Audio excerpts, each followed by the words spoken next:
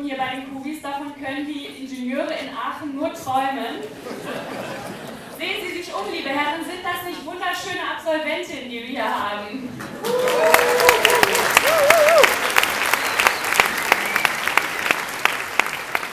An einen hübschen Mann wollen wir jetzt auch das Wort übergeben, eigentlich an unseren Dekan Professor Dr. Gammerith, den aber leider die Grippe erwischt hat. Nun haben wir viele hübsche Professoren hier an der Uni, das darf ich wohl sagen.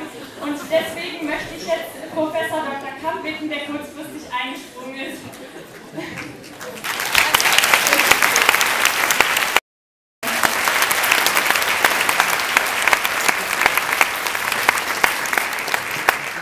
Tja, liebe Eltern und verehrte Gäste, auch wenn es jetzt Jahre sind, die wir hier schon in Passau Kuvi studieren, Sie müssen sich wirklich nicht schämen, wenn Sie immer noch nicht erklären können, was Ihr Kind hier die ganze Zeit eigentlich macht.